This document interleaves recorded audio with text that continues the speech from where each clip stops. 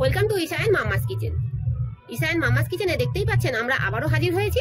আমরা কিন্তু আবারও একটা নতুন রেসিপি নিয়ে হাজির হয়েছি। তো দেখতেই পাচ্ছেন আজকে আমরা বানাবো ঝিঙে আলু পোস্ত। তা দেখুন এই ঝিঙে আলু পোস্ত বানাতে আমরা নিয়েছি এখানে ঝিঙে, আর এখানে নিয়েছি আলু, আর মশলার জন্য আমরা নিয়েছি পোস্ত বাটা, কাঁচা লঙ্কা বাটা, আদা বাটা, জিরে বাটা। তো আসুন তাহলে এবার আমরা রান্নাটাকে শুরু করি। আজকে আমি এই রেসিপিটা এক পাকেই তৈরি করব। তো তার জন্য দেখতেই পাচ্ছেন আমি কড়াটা আগে থেকে বসিয়ে রেখে দিয়েছিলাম। কড়াটা আমার গরম হয়ে গেছে। এর মধ্যে আমি পরিমাণ মতন সর্ষের তেল দিয়ে নেব। খুব একটা বেশি তেল দিয়ে আমি রান্না করব না। আলুগুলোকেও দিয়ে নেব। যেহেতু নিরামিষ তরকারি, যার কারণে আমি আলাদা করে আর মশলাটাকে কষাবো না। এই আমি এক পাকেই মশলাটাকে আজকে কষিয়ে নেব। তো এটাকে দিয়ে নেওয়া হয়ে গেছে আলুটাকে। এবার একটু আলুটাকে আমি মোটামুটি ভেজে নেব। এবার এর মধ্যে আমি পরিমাণ মতো নুন দেব। এখন সামান্য দিচ্ছি, পরে আবার আমি দিয়ে নেব। আর দিচ্ছি হলুদ গুঁড়ো দিয়ে এটাকে একটু ভালো করে আমি ভেজে নেব।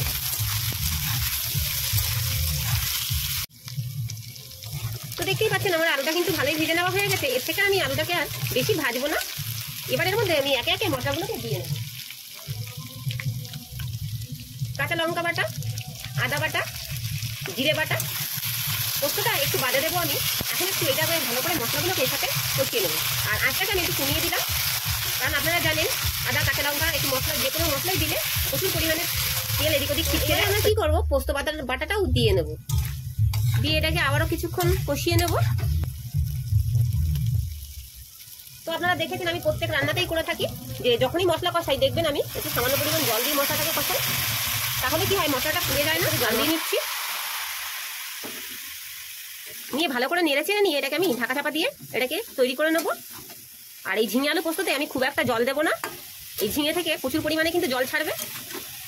এবার এটাকে ভালো করে নেড়ে চেড়ে নিয়ে আমি ঢাকা দিয়ে নেবো। কি করবো, এটাকে ঢাকা চাপা দিয়ে নেবো। ঢাকা চাপা দিয়ে এটাকে আমি রান্না করে নেবো। আর গ্যাসটাকে মিডিয়াম করে দেবো। তো বন্ধুরা, এর মাঝে আমি একবার খুলে দেখে নিয়েছিলাম। এই দেখতেই পাচ্ছেন আমাদের ঝিঙে পোস্ত তৈরি হয়ে গেছে। তো এর থেকে আমি আর বেশি ঝোলটা আমি কমাবো না, এরকমই আমি রাখবো। এবার ওপর থেকে কাঁচা তেল দিয়ে নেব, কারণ যেহেতু পোস্ত বাটা সর্ষে বাটা দিয়ে যদি যে কোনো রেসিপি করবেন অবশ্যই একটু নামানোর সময় কাঁচা তেল দিয়ে নামাবেন, তাহলে দেখবেন স্বাদটা আরো দুগুণ বেড়ে যায়।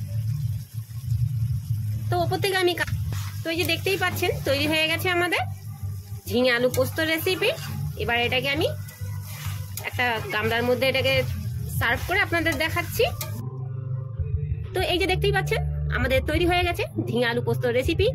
আশা করি আপনাদের সকলের ভালো লেগেছে।